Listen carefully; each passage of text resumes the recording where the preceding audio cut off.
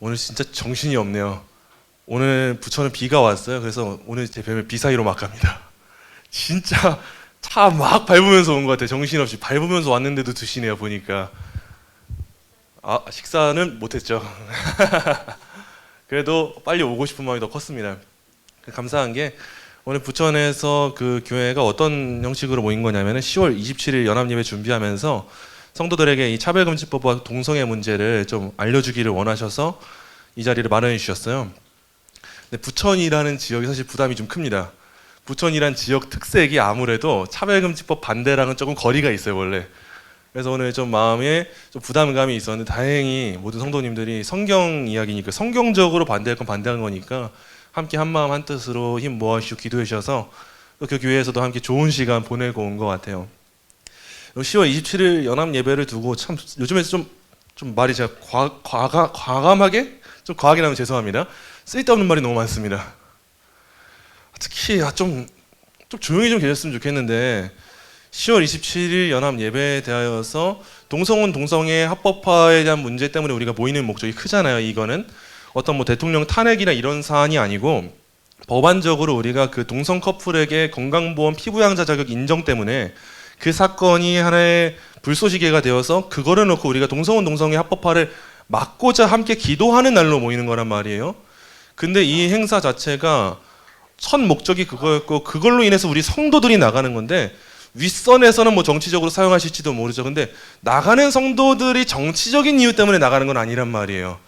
근데 조금 배웠다고 하는 분들이나 최근에 원래도 정치적 성향이 저쪽에 계신 분들 있어요. 그런 분들이 주일날 이 연합 집회 한다는 게 말이 되냐, 이게 정치적인 목적 때문에 모이는 거 아니냐, 이런 말씀을 하시는 거예요. 그분들 잘 살펴보면은 몇 년 전에 촛불들로 다 나갔던 사람들이에요.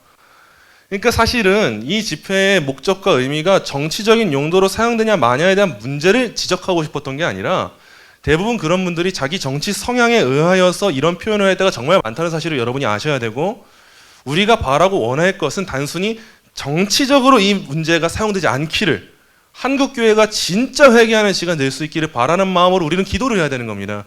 그리고 이런 마음을 가지고 기도하는 성도들이 있어서 여태까지 10몇 년이 넘도록 차별금지법이 제정이 안 됐던 거지, 유명한 목사님들이나 교수님들이 열심히 했다고 차별금지법 문제가 한국에서 막아진 게 절대 아니에요. 유명한 분들은 솔직히 입 못 열고 계시는 분들이 훨씬 더 많았습니다. 지금도 여전히 차별금지법 문제, 동성혼 합법화 문제에 대해서 실학교 교수님들이 입도 뻥끗 못하는 분들 많아요. 제가 그분들의 노고에 대해서 인정하지 못하는 건 아닌데 그분들의 역할도 있겠지만 그럼에도 때때로 말할 수 있을 땐 말해야 되는 거 아닙니까? 근데 그 말해야 될 상황에도 말하지 못하는 그런 분들이 많은데 누가 한국교회를 시켰느냐 했을 때 저는 한국교회 성도들의 기도라고 생각합니다. 그 기도가 있어서 막아냈던 거고요. 그래서 이번에 10월 27일 연합 예배도 되도록 우리가 기도할 것은 이 목적이 분명해지기를, 정치적으로 흔들리지 않기를 원하는 마음으로 기도했으면 좋겠고요. 그리고 우리 또한 함께 한 마음과 한 뜻으로 이 나라와 민족이 하나님 앞에 회복되는 시간 될 수 있도록 회개하는 거예요. 회개해야 부흥이 임하는 것이고 그 부흥 가운데 회복이 일어나는 겁니다. 우리는 그걸 바라는 거지 이 나라의 정치를 바라는 게 아니에요. 근데 제가 이런 말이나 뭐 차별금지법 강의를 하고 다니면은 많이들 오해를 하시는 것 같아요. 정치적이다. 저는 정치가 진짜 치가 떨리도록 싫습니다. 저는 정치가 너무 싫고요. 정치에 소망을 안 두는 사람 중에 하나입니다. 그래서 2019년에 이미 동성애에 대한 책을 썼음에도 불구하고 진짜 정치에 신경 끄고 살고 싶더라고요. 근데 하나님이 시대적 부르심에 따라서 이 메시지를 전달하게 하신다면 제가 뭐 할 수 있는 게 뭐가 있겠어요. 저는 전달을 해야 되는 것이고 그 가운데 하나님이 역사하신 걸 믿기 때문에 하는 것이지, 저는 정치를 전달하는 게 아니라 오늘 이상한 신세계 시간도 마찬가지입니다. 성경적인 세계관으로 이 세대를 분별하는 것, 그게 우리의 목표고 지향점이에요. 그래서 우리 교회가 되도록 팔다리가 달려 있으시면은 10월 27일에 좀 기도하러 가시면 좋을 것 같아요. 하나님 우리한테 팔과 다리와 입술을 주신 이유가 있지 않겠습니까? 그리고 팔과 다리를 주셨을 때 10월 27일뿐만 아니라 여러분 금요일도 그렇고 평일 자유기도회도 그렇고 팔다리가 있고 입술이 있잖아요. 그럼 양심적으로 기도해야 돼요. 팔다리가 있고 입술이 있는데 기도 안 한다? 그 하나님 앞에서 배응망덕한 겁니다. 그러므로 저와 여러분이 꼭 김광희 쌤 웃고 계시네요. 기도하러 나오세요. 아셨죠? 기도하러 더 적극적으로 나오시고 우리 교회가 하나님 앞에 온전히 서게 되는 교회 됐으면 좋을 것 같습니다. 오늘 내용 제가 안 그래도 늦을 것 같아서 조금 줄여봤어요, 내용을. 그래서 오늘은 길게는 안 할 거고요. 오늘 내용 생명, 자유, 행복 추구에 대한 내용입니다. 오늘 내용 한번 살펴보도록 하겠습니다. 여러분 미국 독립선언설에 보면 크게 세 가지가 나오는데 그게 뭐냐면 이거예요. 생명과 자유와 행복 추구. 생명과 자유와 행복 추구는 사실 우리 인권에 있어서 가장 기본이 되는 토대입니다. 생명이 보장돼야 헌법이 바로 서는 것이고 자유가 보장돼야 되는 것이고 개개인의 행복이 바로 서야 헌법이 서는 거예요. 그런데 문제가 뭐냐면은 표현적 개인주의, 우리 계속 배웠잖아요. 표현적 개인주의가 급부상하고 나서 생명과 자유와 행복 추구에 대한 의미가요 변질이 돼요. 과거의 자유는 하나님 안에서 질서 안에서 누리는 자유였다면 지금 어떻습니까? 하나님을 벗어난 걸 자유라고 이해를 해버리는 거예요. 그리고 생명도 어떻습니까? 하나님으로부터 주어지는 것이었고 아껴야 되는 부분인데 지금은 태아에 대해서 낙태해도 죄책감도 못 누리고 있는 현실이죠. 이런 식으로 의미가 변질되었다는 거예요. 왜 그럴까 했을 때 이 세대의 세계관이 이것들에 대한 의미를 변질시켰다는 걸 여러분이 아실 수가 있을 거예요. 요즘 현대를 한번 생각해 보시면요. 표현적 개인주의는요. 사실상 여러 가지 이유로 삶과 죽음에 대한 문제에 심오한 영향을 끼쳤어요. 먼저 첫째로요. 표현적 개인주의는 우리가 인격성을 일정 수준의 자의식이 필요한 것으로 이해하도록 이끄는 경향이 있어요. 다시 한번 말씀드릴게요. 표현적 개인주의는 우리가 인격이라고 하는 말을 하잖아요. 인격이 형성됐다. 이것을 일정 수준의 자기 스스로 깨닫는 때가 되어야 있다라고 여기는 경향이 있다는 거예요. 그래서 프린스턴 대학교 윤리학 교수가 있어요. 피터 싱어라는 한 사람인데 이 피터 싱어는요. 배아는 어떤 존재입니까? 이제 막 수정된 거예요. 그 배아가 생명을 소유했다. 생명을 갖고 있다는 이해예요. 그건 인정합니다. 근데 문제가 뭐냐? 배아가 인격체라는 점은 부정해요. 왜요? 자의식이 없으니까요. 스스로 나는 이런 존재야라고 느낄 수 있는 의식이 없으니까 뱃속에 있는 아이는 인격체는 아니다. 이렇게 했을 때 어떤 문제가 생깁니까? 이 아이의 생명에 대해서 가볍게 여기게 되겠죠. 그래서 오늘날 낙태 문제가 뭐 몇 주까지는 된다, 몇 주까지는 안 된다 이런 식의 이야기가 왜 나온 거냐? 기독교적으로 보자면요. 아이는요. 수정된 그 순간부터 생명이에요. 그때부터 하나님이 허락하신 생명이기 때문에 살인하면 안 되는 겁니다. 그게 몇 주든 간에 낙태를 하면 안 된다는 것은 기독교적인 진리예요. 근데 오늘날의 법안이 몇 주부터는 된다 안 된다를 따지는 기준이 뭐냐 했을 때 이때부터는 인격체다라고 보는 거예요. 이때부터는 생명이 있기 때문에 이때부터는 생명을 건드리면 안 된다. 이런 식의 이해를 낳게 되는 거예요. 그렇다면 이 논리대로라면 어떤 문제가 생기냐? 저와 여러분이 치매를 앓는 노인이 되었다 생각해 보세요. 스스로 자의식에 의해서 직접적인 판단을 할 수 없는 때가 됐어요.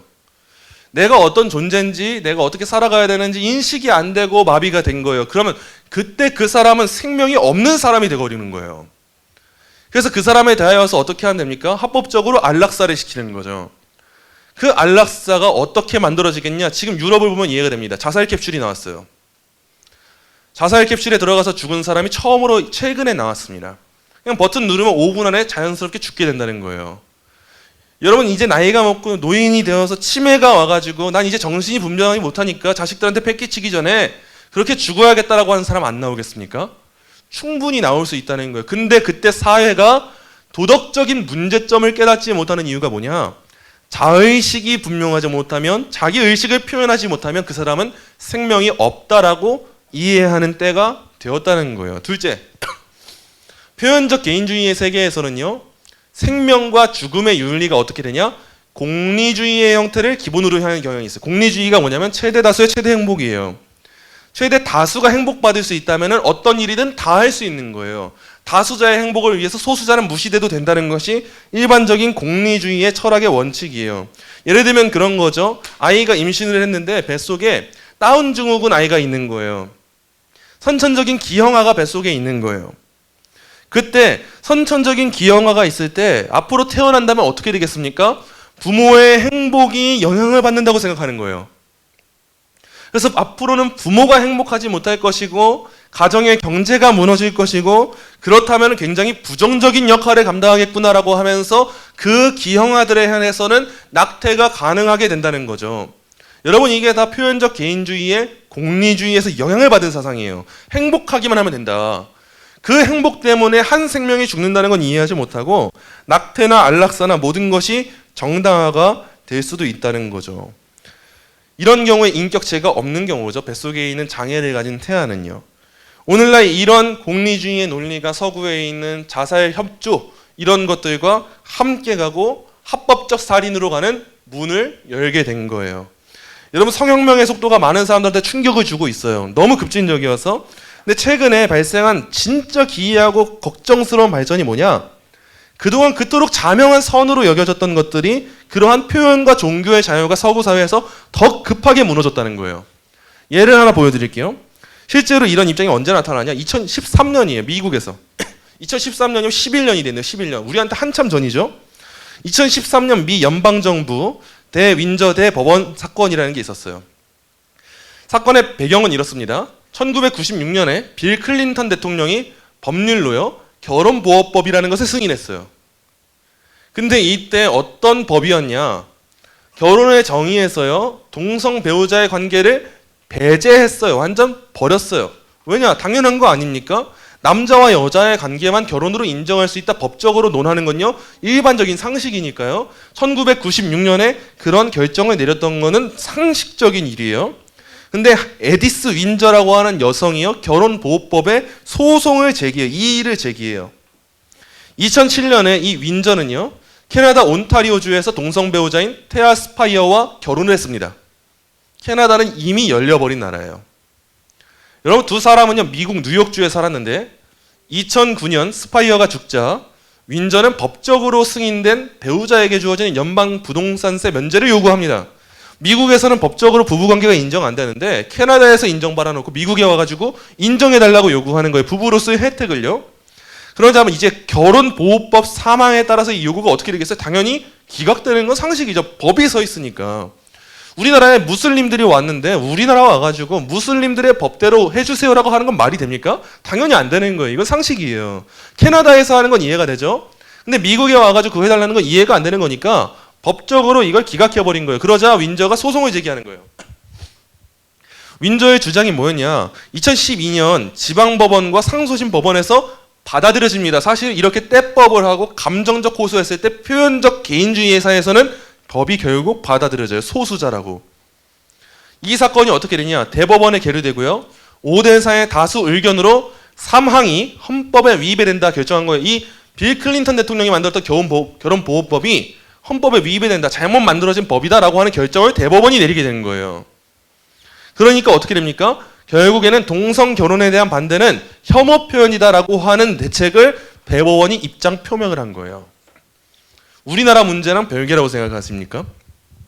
최근에 그 건강보험 문제가 사소한 문제가 아니에요. 왜 어디서 판결했습니까? 동네 지방법원 정도가 아니라 대법원에서 판결한 문제예요. 대법원에서. 대법원은 우리나라의 헌법을 가장 잘 수호해야 될 역할을 하는 곳인데 그곳에서 동성 커플들에게 건강보험 피부양자 자격을 인정해줬다? 이 말은 대법원이 동성 결혼을 합법화시킨 것과도 다를 바가 없다는 거예요. 이때 한국교회 성도들이 깨어가지고 기도하러 나간다는 게 문제가 되겠습니까? 이때 뭐라고 말했어요? 주일 예배 지키지 말고 와라도 아니에요. 오전 예배 자기 교회에서 잘 드리고 와서 함께 기도하자. 기도해요. 기도해. 어떤 무언가의 특정한 형태가 아니라요. 이게 우리나라에서 이루어지고 있는 일인데 우리나라에서도 아니란 생각을 가지고 아니 그래도 우리나라 그렇게는 안 되겠지라고 하는 그런 성도들과 그런 목사님들과 그런 교수님들이 여전히 영향력을 행사하고 있는 거죠. 너무 한국교회 정치적이야. 이런 식의 의견을 표현하는 거예요. 여러분, 우리는 좀 생각해 볼 필요가 있어요. 기독교인은요, 결혼을 한 쌍의 남녀 간에 이루어지는 것으로 이해를 하죠. 이게 저와 여러분이 믿고 있는 진리예요. 여기에는 여러 가지 이유가 있을 거예요. 먼저는 창세기 2장이 그렇게 가르친다는 거. 우리한테 이 이유 말고는 다 필요 없어요. 성경에서 남녀의 상호 보완성을 말한다는 거. 그리고 결혼이라고 하는 것은 생식의 역할을 감당한다는 거. 다른 말로 하면 창세기에서 생육하고 번성하라라고 말씀하신 문화 명령을 결혼제도가 이룬다는 거. 이런 믿음을 가지고 우리는 결혼은 남자와 여자 간에만 이루어지는 것이다 믿고 따르는 거예요. 근데 대법원에서 이런 판결을 내렸다고 생각해 보세요. 그렇다면 대법원은 누구의 입장을 무시한 겁니까? 수백만 수천만의 기독교인들의 입장을 가지고 무시하고 억압시켜버리는 거예요. 이때 어떤 문제가 발생하는 거예요? 종교의 자유, 표현의 자유, 사상의 자유에 대한 문제가 침해받게 되는 겁니다. 그때 우리한테 얼마나 무서운 일들이 이루어지겠어요. 그러면서 이제 기독교 신앙생활하는 것은 어떤 행동이라고 낙인 찍히게 됐냐? 이거였다. 혐오예요, 혐오. 기독교는 혐오 표현하는 단체고 시대가 어느 때인데 결혼에 대해서 그렇게 고리타분한 생각만 가지고 있느냐 이런 식의 입장을 가르치게 될 것이고 이미 캐나다는 오래전부터 동성결혼 합법화됐다고 했잖아요. 캐나다 초등학교는 어떻게 되는지 아십니까? 초등학생들한테 피임법 가르치고 동성결혼 가능하다고 가르쳐요. 의무교육으로. 우리나라가 이제 동성결혼과 이런 문이 열리게 됐을 때 교회에서 백날 아무리 남자와 여자 간의 사랑만 진짜 사랑이야 가르쳐도 아니 이것도 못 가르치는 날이 올 수도 있어요. 왜냐? 이 사건 한 번에 벌금 3천만 원 이하까지 내릴 수가 있어요. 이걸 고발하면 국가인권위원회로부터 진정을 받게 되고 진정하게 되었을 때 시정 명령을 받게 되고 그리고 그럼에도 말을 듣지 않았다 손해배상까지도 청구해 줘야 돼요. 이걸 고발한 소수자들은요 법원에서 그 모든 하고 있는 이 형사관계 이 모든 것에 대한 재판에 대한 비용을 다 지원받아요. 근데 고발당한 이 설교자나 성도들의 경우에는 본인 스스로 이 재판 비용을 다 감당해야 돼요. 근데 이게 단회적 사건으로 끝나냐? 계속 시정하지 않잖아요. 계속 벌금 낼 수 있습니다. 이런 일들이 우리 아이들이 학교에서 있었을 때 우리 아이들이 학교에서 이 교육을 받았다 할지라도 아니야 성경은 그렇게 가르치지 않아. 남자와 여자만 존재하고 남자와 여자만 사랑할 수 있어라고 말하는 그 순간 학교에서 징계 처리받겠죠. 친구들이 고발하겠죠. 이게 우리와 멀리 떨어져 있는 문제가 아니에요. 똑똑한 사람들은요 주변의 예를 보고 바로 파악을 합니다. 눈치껏 파악을 해요. 어떻게 파악하면 됩니까? 영국은요 사실 종교개혁에 있어서 굉장히 중요한 역할을 했던 곳이에요. 학문적으로도 굉장한 상아탑을 갖고 있는 나라예요.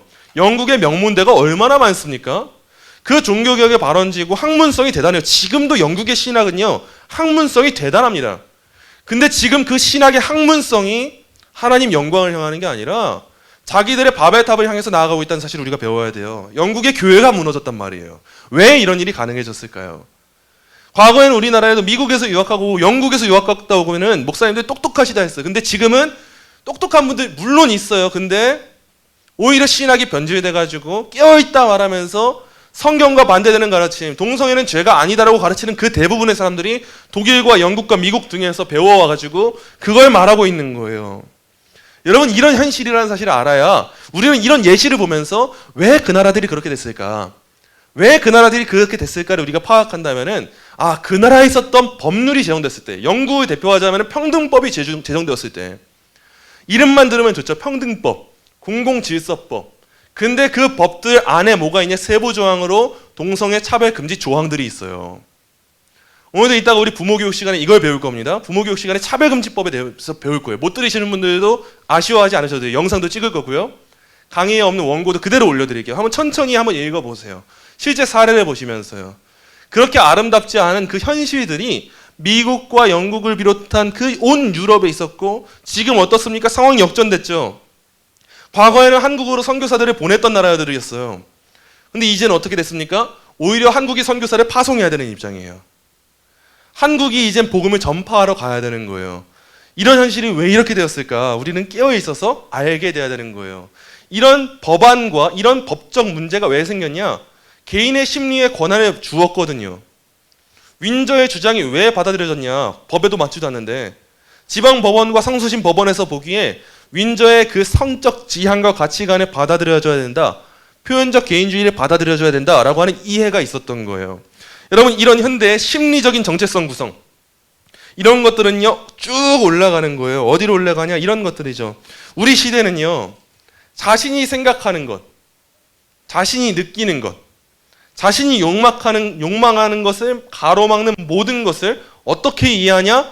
진정한 나가 되는 것을 방해하는 것으로 간주합니다. 표현적 개인주의가 바로 이거예요. 우리의 정체성이 어디에 있다고 봐요? 자아에 있다고 봐요. 이 자아는 뭐라고 봅니까? 내가 느끼는 심리에 있다고 보는 거예요. 그러다 보니까 내 심리를 표출하지 못하도록 만든 거. 예를 들면 기독교의 10계명이 그럴 수 있겠죠. 예를 들면 동성애 반대가 그럴 수 있겠죠. 내가 그렇게 느낀다는데 왜 나를 가로막는 거야? 나는 진짜 내가 되는 길을 가고 싶어 라고 말할 때 동성애인은 죄입니다라고 말하는 설교자가 있다면 그 사람은 이제 공격거리가 되는 거예요. 그래서 특히나 기독교와 유대교는요 이 세대에서요 받아들여질 수가 없어요. 왜요? 가장 심각한 규율과 질서로 그들을 통제한다고 여겨지거든요. 다른 종교는 그렇지 않습니다. 어느 정도의 선행만 하면 되고 기준이 거의 없어요. 카톨릭만 하더라도 신부님들 술 마시고 담배 피우고 다 하시잖아요. 맨날 그렇게 즐기시잖아요. 근데 기독교에 대한 이런 인식에 있어서는 세상 사람들이 반대하는 거예요. 그래서 게이 남성은 어떻게 생각해요? 게이는 이렇게 생각하겠죠? 나는 남자를 사랑하는 그 지향을 갖고 있는 사람이야. 근데 우리 기독교의 가르침은 뭡니까? 죄는 미워하되 죄인은 미워하지 말라죠. 그래서 우리가 게이 남성에게 지적하는 내용은 뭐예요? 당신의 죄에 대해서 지적하는 거예요. 우리는 동성 행위에 대해서, 그 사람을 미워하는 게 아니라. 근데 우리가 그 사람을 미워하지 않고 당신이 지금 죄를 짓고 있어요 라고 말하는 순간 그 남성은 어떻게 느낍니까? 자기의 심리가 자기의 정체성이라고 느끼기 때문에 동성애 지적 행위는 바로 나에 대한 공격이다, 이렇게 이해를 해버리게 되는 거예요. 그게 바로 오늘날 우리가 살아가고 있는 시대라는 거예요. 여러분, 이런 문제, 종교의 자유의 문제와 부딪힌 이런 문제는요, 종교의 자유와 관련된 문제에서 끝나고 끝맺지 않아요. 어떤 문제와 또 이어지냐? 자유는 연관되어 있어요. 언론 자유의 문제와 연관됩니다.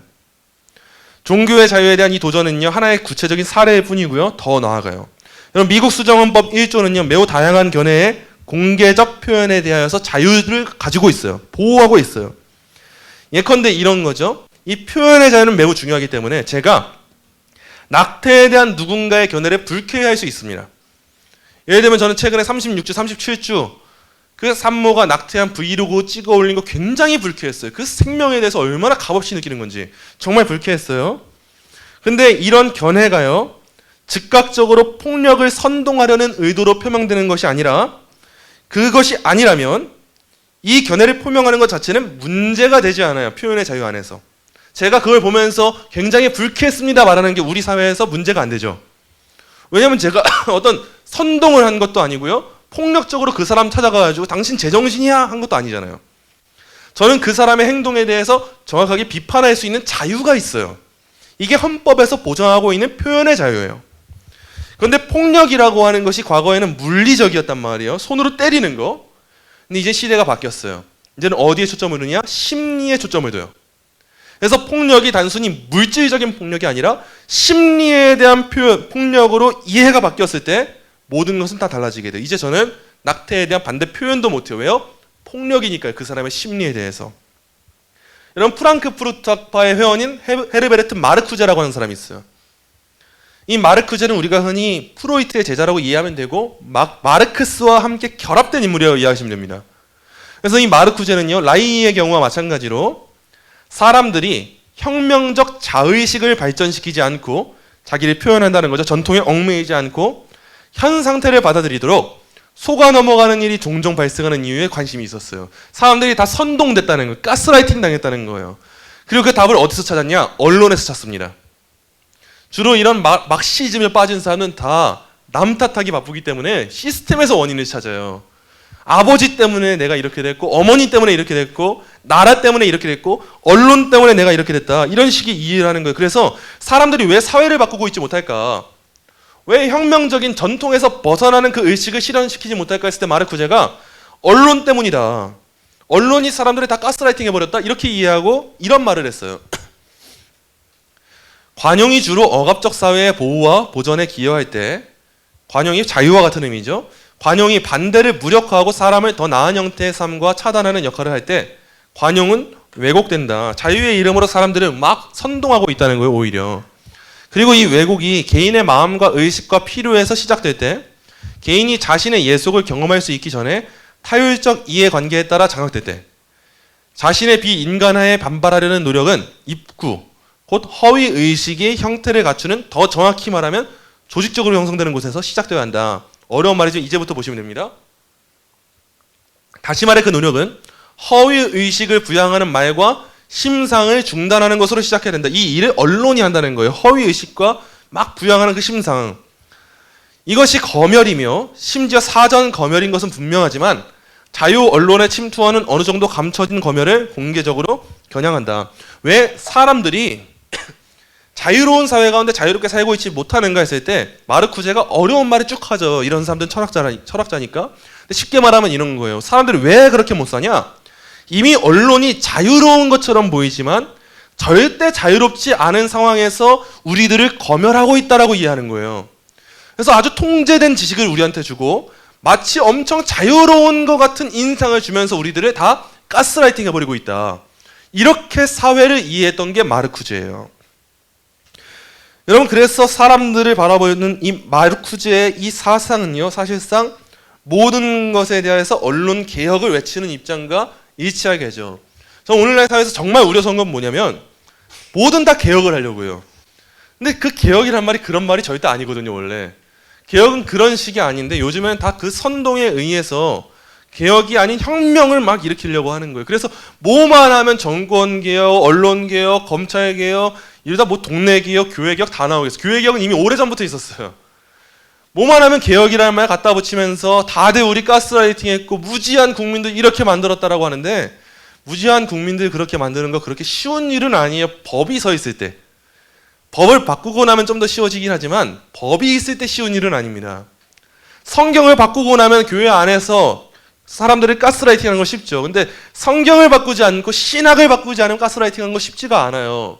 언론의 자유도 마찬가지예요. 물론 언론이 어느 정도 사람들을 검열하는 역할을 할 때가 있어요. 근데 모든 면에서 언론이 다 가짜일까라고 했을 때 다 가짜라고 할 수는 없어요. 근데 마르쿠제를 힘입고 이 신좌파들은 언론 개혁을 외치면서 언론은 다 검열된 것이고 우리한테 옳지 않은 내용만 주고 있어, 다 가짜 뉴스야, 이런 말만 퍼뜨리는 거예요. 우리나라에서 가짜 뉴스라는 말 나온 지 얼마 안 됐죠. 가짜 뉴스라고 하는 그 사상이 사실 마르쿠제에서 온 거예요. 여러분, 마르쿠제가 여기에서 단순히 표현 자체, 그냥 아무런 표현이나 다 금지하는 것처럼 보이세요? 마르쿠제가 말하는 검열은 뭘까요? 마르쿠제가 잘못됐다고 외치는 언론이 개혁해야 될 내용은 뭘까요? 사실 마르쿠제는 굉장히 깨어있는 사람인 게 아니라 어떻게 보면 이런 거예요. 마르쿠제 자신의 사상에 반대하는 모든 사람들은 검열되어야 된다고 말하는 거예요. 차별금지법의 늪이 이겁니다. 차별금지법이 겉으로 보기에는 동성애자를 차별하지 말아주세요 말하는 것 같잖아요. 근데 차별금지법이 종교에 영향 끼치고 학문에 영향 끼치게 될 때 어떻게 되냐? 동성애 반대하는 사람들을 차별하는 역차별을 낳게 돼요. 그래서 반대로 동성애 반대 설교하는 목사님이 잡혀가게 되는 거죠. 감히 이 성도들이 기도를 못하게 막는 거죠. 이 성도들이 가지고 있는 종교의 자유와 사상의 자유와 표현의 자유가 그 차별금지법이 시행됐을 때 검열당하는 것처럼 마르쿠제가 말하는 언론개혁은요, 이 언론의 검열은요, 이 언론이 다 연기하고 있으니까 자기가 볼 수 있게 자기의 사상에 맞는 언론을 만들어야 된다, 이 생각을 가지고 말하는 거예요. 여러분, 이걸 오늘날의 언어로 가지고 오잖아요. 그렇다면 좌파 지지자가 부당하게 여기는 태도와 체계를 강화하는 서사를 제공하는 사람이 분명히 존재합니다. 그래서 마르쿠제의 주장에 따를 때 어떤 사람들은 침묵되어야 되고요, 이들의 서사는 비난받고 검열해야 돼요. 어떤 사람들이 누굽니까? 마르쿠제의 편에 서지 않은 사람들은 다 침묵해야 돼요. 마르쿠제의 의견이 서기 위해서는요, 마르쿠제의 의견에 따르지 않는 사람들은 다 차별당해야 된다는 거예요. 이들의 서사, 예컨대 이런 거죠. 기독교인들은 침묵되어야 되고요, 기독교적인 세계관은 비난받고 검열당하는 시대가 되는 거예요. 이걸 정말 잘 보여주는 악명 높은 사례가요, 2017년 3월 미들베리 대학에서 생겨났어요. 사회학자 찰스 머리는요, 미국 기업 연구소의 학생부를 대상으로 강연하기 위해서 미들베리 대학교에 초청이 됐어요. 이 찰스 머리가요, 활동 초기에 종영곡선이라고 하는 책을요 공동저술을 했습니다. 근데 이 책에서는 어떤 내용을 담고 있냐? 인종에 따라서 지능 수준이 다르고 이는 사회 계층화로 이어졌다라고 이 사회학자가 분석을 한 거예요. 분석을 했다는 것은 어떤 것을 의미합니까? 그냥 뇌피셜이 아니에요. 요즘 말로 학문적으로 과학적으로 분석했더니만 이런 결과가 역사에 나타났다를 밝히는 사람이 사회학자란 말이에요. 그래서 이 사람의 학문의 자유를 가지고 연구를 했더니만 실제로 인종에 따라서 지능의 수준이 어느 정도 다를 수밖에 없다는 거예요. 유전도 그렇지 않습니까? 똑똑한 부모 밑에서 똑똑한 아이 나오는 건 일반적이죠. 그리고 똑똑하지 못한 부모 밑에서 똑똑하지 않은 아이 나오는 건 또 일반적인 거고요. 그런 것처럼 인종에 따라서도 그런 지적 수준의 차이가 있었고 그 지적 수준의 차이가 사회의 계층화로 이어졌다라고 말을 했어요. 대학교 강단에서. 근데 이거에 대해서 무조건적으로 비판하는 사람들이 있었습니다. 그 비판의 내용이 뭐냐? 이 머리의 견해가 인종적, 계층적 편견을 정당화한 것이다 비판하고 폭력적 시위를 일으킨 거예요. 그냥 정당화시킨 내용은 아니고 분석한 거거든요. 예를 들면 이런 거예요. 동성애에서 남성 성관계에서 에이즈가 초래되는 경우가 의학적으로 몇 % 이상입니다. 굉장한 영향력을 끼쳤습니다라고 말하는 것. 여러분, 이건 과학이고 분석이에요. 근데 단순히 이 분석을 해놨다고 해서 동성애자들에 대한 혐오 표현을 했다고 할 수가 있겠습니까? 그거는 굉장한 논리적 모순이란 말이죠. 찰스 머리도 자신의 이 학문의 자유를 가지고 분석하고 결과를 냈는데 미들베리의 많은 학생들이 이 머리를 비판하고 결국 캠퍼스에서 시위가 일어났고 폭력적인 대치로까지 일어났어요. 이게 과연 윤리고 도덕이에요? 폭력적인 시위를 이어지는 게? 이거는 폭동인 거예요. 그러면서 어떻게 되겠습니까? 이런 미들베리 사건은요, 폭력적이고 불쾌함을 낳게 되고 이 학자의 표현의 자유와 학문의 자유에 대한 침해를 낳게 되는 거예요. 그러다 보니까 오늘날 시대가 어떻게 되냐? 옛날 사람들, 자유에 대해 높이 보는 사람들을 구식 자유주의자라고 표현을 해요. 표현의 자유, 학문의 자유, 종교의 자유, 사상의 자유를 높이 보는 사람들을 구식, 구닥다리라고 말 붙여서 구식 자유주의자라고 말하는데 이 구식 자유주의자는 이와 같은 자유를 자유사회의 필수 구성 요소로 여겼죠. 근데 신식 진보주의자들, 그런 자유는 중요한 게 아니야라고 말하는 사람들은 어떻습니까? 표현의 자유가 실제로 굉장히 폄훼하고 증오 표현을 담고 있다. 마르쿠지의 말로 굉장히 검열되고 있다라고 이해를 하는 거예요. 요즘 날의 젊은 학생들이 대학가에서 이거를 배우는 거예요. 우리 아이들도 학교 진학 잘해야 됩니다. 대학교 동아리에서 알게 모르게, 교과 과정에서 알게 모르게, 우리 청소년들도 윤리 교과서에서 알게 모르게 이러한 젠더 이데올로기를 배우고 있는 것이고 이러한 사상 체계를 배우고 있을 때 우리 젊은 날에는 얼마나 정의에 대해서 가슴이 불탑니까? 모든 것이 다 악한 권력 구조 같고 이런 때에 우리 청소년들이 잘못하면은 성경적 자유가 아니라 이 균형 잃어버린 이런 미들베리 사건에 동조하는 청년들로 자라날 수가 있다는 거예요. 미들베리 학생들과 관련된 한 웹사이트가 이 문제를 이렇게 표현했어요. 우리는 개별적으로 마치 우리의 목소리가 미들베리의 헤게모니 담론 앞에서 종종 무시되는 것처럼 느끼지만 집단적으로 우리는 미들베리 공동체와 더 효과적으로 상대할 수 있을 것이다.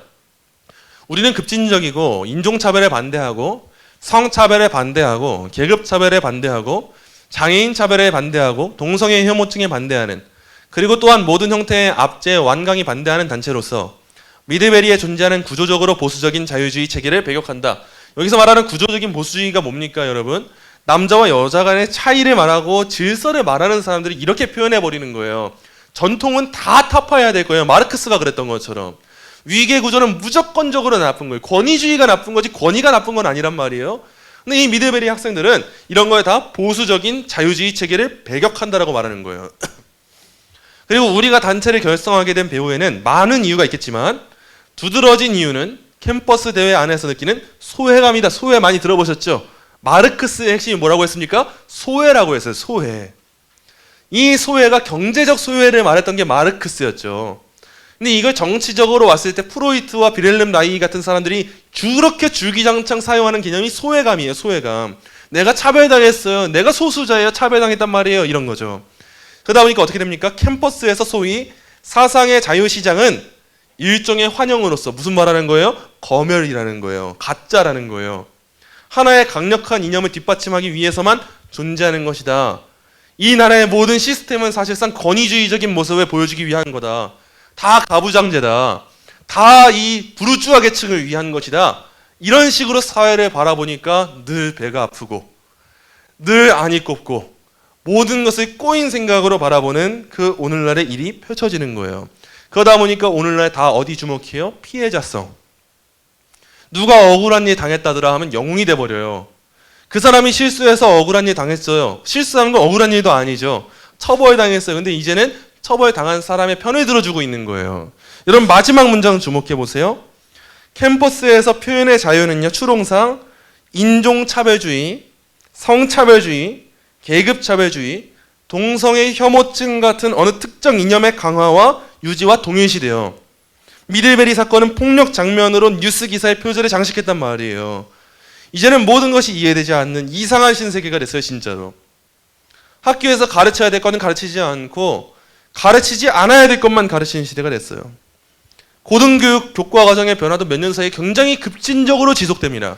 그래서 우리는 교과서 문제에도 정말 큰 관심을 줘야 돼요.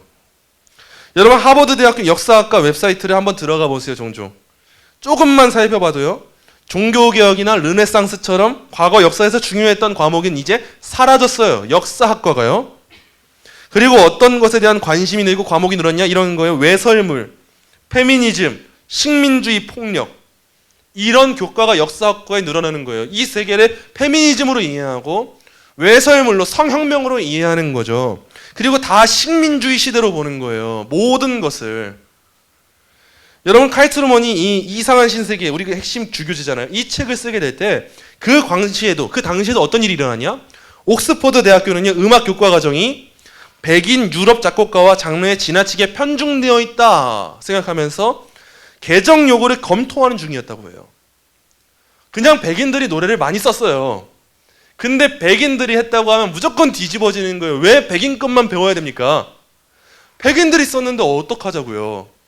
우리가 종교계 역사를 배울 때 어떡하겠어요? 서양인들의 역사를 배울 수밖에 없어요. 근데 신학교에서 학생들이 왜 우리 한국에서 서양인 백인의 역사만 가르칩니까? 이런 소리 하는 거랑 마찬가지인 거예요. 서양의 역사인데, 그 백인들이 했던 역사인데 백인들의 역사를 배워야지, 그거 가르친다고 학교에서 인종차별주의에 막 휩쓸린 건 아니잖아요. 근데 오늘날에는 이런 식으로 사회를 이해하는 청년들이 너무 많아요. 이런 문제가 어디로 가냐? 오늘날의 표준전쟁, 올바름 전쟁이에요. 여러분 들어보셨을지 모르겠습니다. PC주의라고. 정치적 올바름이라는 말을 들어보셨는지 모르겠어요. 요즘에는 그 올바름이라는 거, 정의에 사람들이 막 관심이 쏠려 있는 거예요. 제가 만화를 가지고 왔어요. 만화는 좋아하시죠, 다들? 자, 여기 한 손님이 왔어요, 카페에. 근데 손님이 말하는 거예요. 사이즈는 레귤러로 주시고 커피는 블랙 말하려고 하는데 말 못하는 사이가 된 거예요. 왜요? 앞에 흑인이 서 있으니까 블랙 커피 달라고 말도 못하는 거예요. 그러니까 말 바꿨죠. 크림 설탕 빼주세요. 근데 흑인이 화가 난 것도 아니고 그냥 물었어요. 블랙 커피요? 그러니까 이 사람이 쭈뼛쭈뼛하면서, 아니 선생님, 저는 절대로 그런 말 안 해요. 이런 게 왜 생겼겠습니까? 블랙 커피라고 할 때 그게 흑인을 비하하는 용도로 사용된 말이 아니에요. 근데도 이 정치적 올바름, 이 PC주의에 사로잡힌 청년들은요, 왜 너 그 블랙이라는 말을 하면서 인종차별주의에 휩싸여 있어? 이렇게 따지고 든단 말이에요. 오늘날 우리나라의 떼법이 주로 이런 식의 떼법을 만들어내는 거예요. 하나 더 있어요. 이 흑인이 말하는 거예요. 나는 흑인이라 좋아. 오, 멋진데, 백인이 말하는 거예요. 그러니까 백인이 또 말하도 똑같이 난 백인이라 좋아.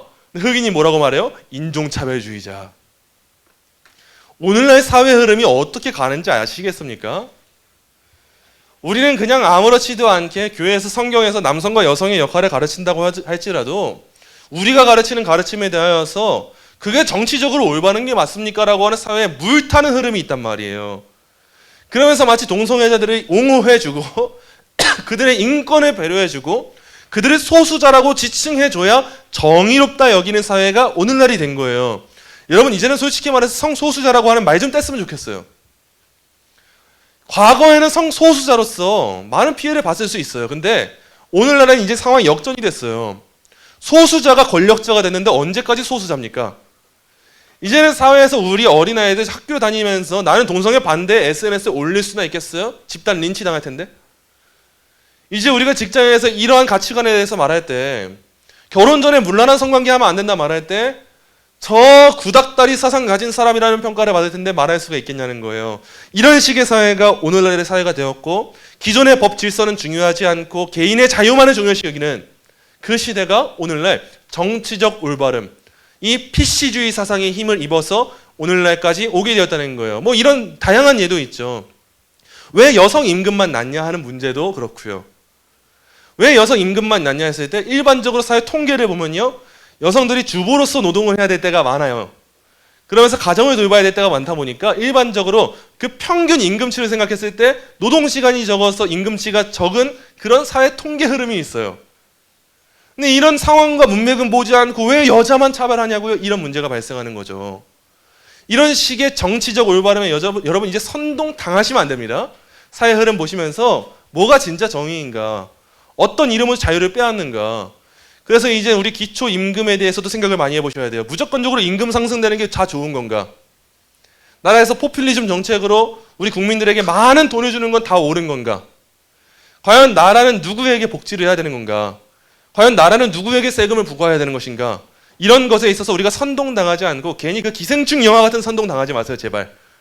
무조건 부자 나쁜 놈, 가난한 사람, 잘하는 놈, 이런 식으로 이해하는 영화 보지 마시고, 이제는 이 시대가 자유의 문제를 얼마나 흔들고 있는가, 왜곡시키고 있는가, 이거를 보실 수 있으면 좋을 것 같습니다. 정리해 보도록 할게요. 여러분, 이 생명의 존엄성, 종교와 표현의 자유, 이런 중요성 같은 오래된 관념은요, 요즘 이 시대에서는요 굉장히 변형되고 전도됐습니다. 이제 우리가 이전에 말했던 자유는요 요즘 시대가 말하는 자유와는 너무도 달라요. 그리고 이 모든 건요 우리가 오늘날 직관적으로 사용하는 행복의 관념이 개인의 심리적 행복감을 중심으로 하기 때문에 생기는 문제예요. 다 자기 마음만 다 중요해요. 남의 자유는 하나도 안 중요하고요. 여러분, 여기서 행복은요 개인의 심리에 달려있기 때문에 다른 모든 관계는 이 목적을 위해서 이바지해야 됩니다. 개인의 행복을 위해서는요. 그렇지 않으면 다 압제적인 거예요. 동성애자가 동성애 행위하겠다 하면은요 우리 아무 말도 하면 안 돼요. 왜요? 행복을 압제하는 거니까요. 이 딱지가 붙어버리는 거예요. 기독교적인 가르침으로 죄인이라고 말하지 말라고 말하잖아요. 왜 우리한테 죄인이라고 말하세요? 수치심이 느껴진다고요 이러잖아요. 죄인이라고 말하는 그 설교가 압제가 되는 거예요. 이런 현상을 우리가 바라보면서 이 시대를 이해해야 돼요. 근데 아이러니하게도요 이런 현상은요 사실상 너무 모순 같아요. 자아에 대한 현대의 관념은 어떠냐, 이런 식의 이해잖아요. 우리는 자기 창조자다. 요즘 시대 사람들이 이걸 믿고 있잖아요. 나는 내 뜻대로 살 수 있어. 나는 내 인생을 만들 수 있어. 이렇게 이해를 하잖아요. 그렇기 때문에 다른 사람들이 자기를 판단하거나 비판해서는 안 된다고 말하잖아요. 나는 나 스스로 나를 규정할 수 있기 때문에 왜 당신이 나를 비판하세요? 왜 나를 판단하세요? 이렇게 말하잖아요. 근데 모순이 정말 많이 나온다는 걸 아셔야 돼요. 어떤 정체성이 합법적으로 옳다라고 말하는 그 순간 필연적으로 어떤 게 되냐? 다른 정체성과 서로 대립하거나 어떤 무언가는 모순되는 것이 분명한 거예요. 동성애가 진짜 사랑이에요 라고 이것만 확고하게 말하는 사람들이 있단 말이에요. 그럼 반대되는 개념은 죽어야 돼요. 근데 그 개념은 뭡니까? 이성애가 진짜 사랑이에요. 자기 거는 인정해달라고 말하면서 남의 거에 대해서는 인정하지 못하는 현상이 포스트 모더니즘 사회에 만연한 거예요. 너도 옳고 나도 옳아 말해달래요. 나의 관점을 이해해주고 나의 사상을 존중해달래요. 모든 것이 옳을 수 있는 건 아니냐 말이에요. 근데 이상하게도 유일하게 누구만 부딪힙니까? 기독교만 안 되는 거예요. 기독교만. 기독교만큼은 다 그러다 말하면서 자기들끼리 종교 대통합 이루는 거예요. 그게 WCC죠, 여러분.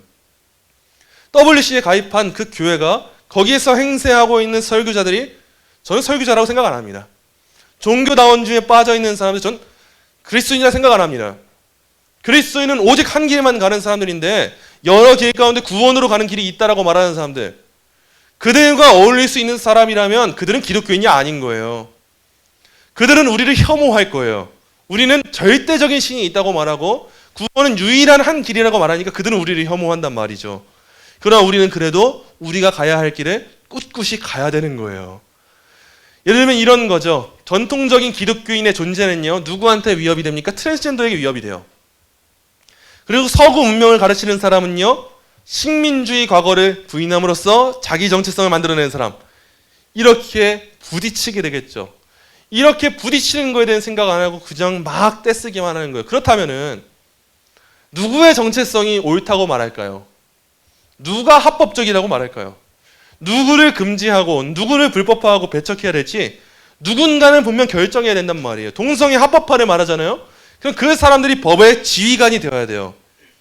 그리고 기독교는 무조건 잘못됐다라고 말하고 결정해야 된다는 그들의 역차별이 나온다는 것을 여러분이 꼭 기억하셨으면 좋겠습니다. 그 역차별을 주의하셔야 되는 거예요. 우리나라도 현재 굉장히 아이러니한 상황이 펼쳐져 있어요. 젠더 이념을 초등학교부터 가르쳐요. 그리고 전통적 교과과정을 아이비리그 유명한 대학교들 다 포기했습니다. 그리고 트랜스젠더 문제에 대한 감수성 훈련을 직장에서 요구하고요. 민주적인 이 국회에서 종교의 자유에 대한 입법 때문에 국가를 거부하는 다양한 기술들, 기업들, 그런 것들에 대한 무차별적 견해를 보호하기 위한 시민법을 막 입법화시키고 있어요. 그리고 급진적인 개인의 자유가 권위주의적인 형태로 오히려 독재자처럼 등장하기 시작해요. 여러분, 이 모든 것은 교회와 전통 기독교인, 종교적으로나 문화적으로나 보수적인 그런 전통적인 일반 시민에게 분명히 영향을 끼칠 겁니다. 표현의 자유는 물론이고요. 종교의 자유 있을 때 지켜야 됩니다. 있을 때. 다 지나가고 지키는 것이 아니라 있을 때 지켜야지 우리 미국처럼 되는 거 한순간이에요. 우리 한국 교회가 특히 잘하는 게 뭐냐? 미국 교회 잘 따라요. 한국 교회는. 우리가 지금 부르는 찬양은 대부분 미국에 10년 전에 부른 찬양이란 말이에요. 미국에서 이렇게 하는 교회 뜬다 하면 다 따라하고 빼온단 말이에요. 미국의 그 신앙을 잃어버린, 종교의 자유를 잃어버린 그 모습까지도 배우시겠습니까? 우리의 입술로 예수님을 주님이라 부르지도 못하고 하나님 아버지라고도 못하는 시대가 올 때 여러분 그것마저 배우시겠습니까? 하나님, 알라신, 부처님 모두 감사합니다 말하는 그 기도를 우리가 행해야 될 때가 올 때 그제서야 이제 지키겠다고 하겠습니까? 우리나라 제일 잘하는 거 뭡니까? 소 잃고 외양간 고치기. 참 이 속담은 진짜 신기해요. 지혜로워요. 지혜로워요. 소 잃고 외양간 고치는 건요, 여러분 아무것도 소용이 없어요. 그제서야 외양간 고치면 그땐 이미 늦었습니다. 외양간 안에 소가 있을 때 그때 외양간을 고쳐야 소를 지키고 아름다운 경제활동과 가정 꾸리는 모든 일을 행할 수가 있는 거예요. 우리에게 주어진 자유는 결코 값없이 주어진 자유가 아니라는 사실 여러분 꼭 기억하세요. 우리의 신앙도 그렇지 않습니까? 우리가 자유하게 된 이유가 뭐예요? 값없이 주어진 게 아니에요. 예수님의 피값 때문에 주어진 거예요. 마찬가지로 우리가 누리는 사상과 표현과 종교의 모든 자유도요, 선조들의 노고로 인하여서 기도로 말미암아 값이씨 주어진 거예요. 근데 우리가 그걸 값어치 없게 여길 때 우리한테도 그 자유가 무너지게 되는 날이 오게 될 거라는 거죠. 여러분, 미국의 복음주의 역사학자 마크 노른요, 그리스도인답게 생각하는 것이 무엇인지를 이렇게 말했어요. 그리스도인답게 생각하려고 노력하는 것은 자신이 창조한 세상을 다스리시는 하나님의 주권, 세상을 구속하기 위해 죽으시고 세상을 다스리시는 그리스도의 주대심, 매 순간 세상을 지탱하시며 세상을 주관하시는 성령의 능력을 진지하게 받아들이려고 노력하는 것이다. 이런 관점에서 진정으로 그리스도인답게 생각하는 지성을 추구하는 일은 궁극적인 의미를 갖는다. 기독교 지성을 추구하는 것은 결국 지성을 찾는 것이 아니라 누구를 찾는 겁니까? 하나님이요. 우리가 그리스도인답게 이 시대를 이제 생각해야 돼요. 이때 가장 중요한 게 뭐냐? 지금 이 시간처럼 사상과 문화를 배우는 거 중요해요. 근데 우리가 배우는 궁극적인 이유는 뭐냐? 하나님을 찾기 위해서 배우는 거예요. 우리가 하나님을 찾는 지성인이 되어야 이 시대를 아는 지성인이 되는 것이고, 이 시대 가운데 우리가 부름받은 사명에 합하게 하나님이 허락하신 자유를 지켜낼 수 있는 겁니다. 저와 여러분이 오늘날 우리한테 주어진 자유 정말 소중하게 여겨야 돼요. 이제 다음 주에 마지막으로 강의할 거예요. 그때까지 오늘까지 배웠던 모든 내용 총 정리하시면서 우리한테 주어진 이 자유를 이 이상한 신세계 가운데 내가 맡겨진 역할로서 어떻게 지켜낼 것인가? 하나님이 나한테 뭘 하게 하셨을까? 그걸 생각하시면서 그리스도인답게 생각하시는 저와 여러분 되시기를 간절히 소망합니다. 오늘 내용 우리 묵상하면서 잠시 함께 기도하도록 할게요. 먼저 첫째로요, 우리한테 이 기도 제목이 있었으면 좋겠습니다. 본질로 돌아가서 하나님을 찾는 그리스도인으로 우리가 살아가게 되기를 기도하기 원합니다. 그리고 그 안에서 모든 답을 발견하게 되기를, 하나님이 기뻐하시는 뜻이 무엇인가? 하나님께서 우리한테 요구하시는 것이 무엇인가? 하나님 본질을 붙잡아서 이 악한 세대 가운데 하나님을 찾게 해주세요. 하나님을 알게 해주세요. 함께 기도하도록 하겠습니다. 함께 기도합니다.